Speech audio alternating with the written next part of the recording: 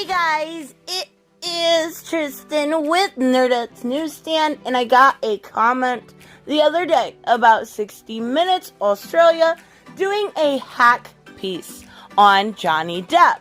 So I wanted to check it out, and I wanted to go over it a little bit, and I wanted to kind of, at the end, tell you what I think about it. So, this is an exposition piece, obviously on 60 Minutes, but it is fantastically edited, surrounding every sordid detail involving their marriage, their divorce, and each punch in between.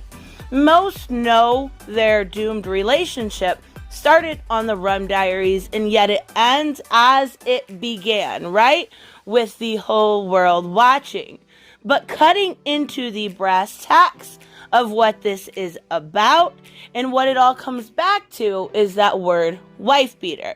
This mini documentary shows us out of context evidence and shows us what we should all know. Happiness in the public doesn't mean we know what's going on behind closed doors. They also interview Tristan Kirk, who is a journalist that works for the London Evening Standard and was at the courtroom. Tristan kind of explains Johnny's side very well.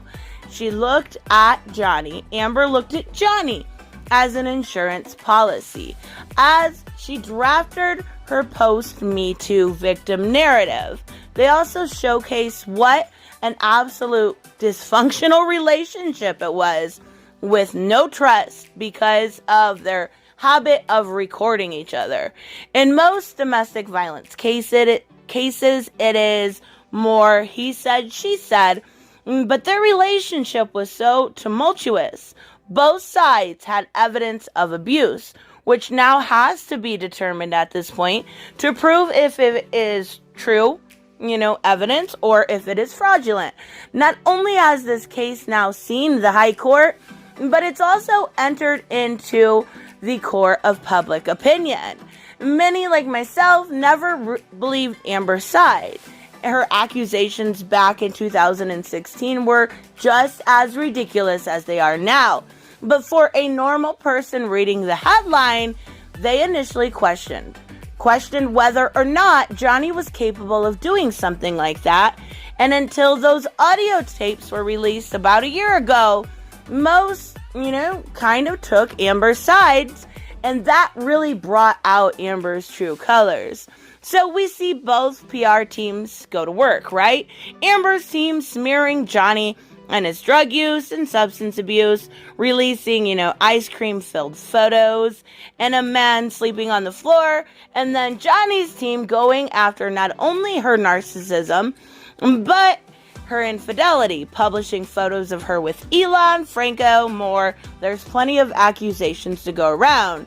But Tristan Kirk comes back to something we discussed time and time again, and what he said was, and most definitely is, the most odd to him in this court case. Who defecated on the bed? Megastars fighting over who pooped the bed is definitely not normal. They also talk to Mark Stevenson, who is a defamation law expert, who says there is no real winner here. There will be no real winner here, no matter who wins in the end. Private lives made public. Private abuse allegations, whether true or not, to Johnny are damaging on all fronts. So, was the reputational harm Johnny received through going through the High Court worth everything to him?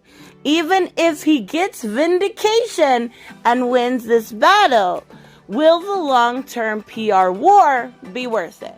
Now, I personally think so, but I in no way am able to pretend to know how to handle any sort of PR. And my channel is a perfect example of that. So, they also discussed the 2015 Australia incident that Amber called a 3-day hostage situation. That, the most thing we know about that is that Johnny ended up losing a tip of his finger. What bugged me specifically about this part in the documentary was that they add in evidence that came in the United States, the different incidents that happened with Whitney and Amber. They put that evidence actually in at this point to make the situation look worse, and I think that's really damaging and telling of a company when they do something like that. They also cover the dog incident in Australia, even going as far as to interview Barnaby Joyce, who originally handled that case, albeit poorly, but he did handle that case. But at the end of the day, when the decision from the High Court comes back in September or October, what exactly does this company, this defamation lawyer, think we should expect? If Johnny wins, and that is something that he, it did seem like he thought, he expects him to not get what he's asking for, but out of this lawsuit, $50 million lawsuit, to get an insulting 75 to 100K pounds, which equals out to about $100 to $125,000 in the U.S. It's absolutely insulting if they go that low. That's my personal opinion. That is not what he said on the show. I'm putting my own in there. So, he will be severely, severely out of pocket if that is the case. But just like on the first and last day of the trial, he said it was never about the money.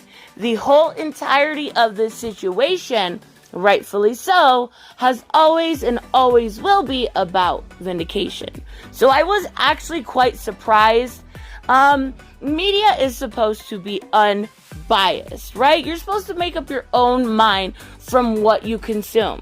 And besides adding in the pictures when I talked about the Australia incident, this was actually pretty unbiased. It was pretty fair reporting in what we expect to know today, to get today, with cases like The Guardian and The Sun and The Mirror around. This was relatively unbiased. I was very surprised. I expected to come in and do this video and roast it and tear it apart. Actually, it wasn't bad.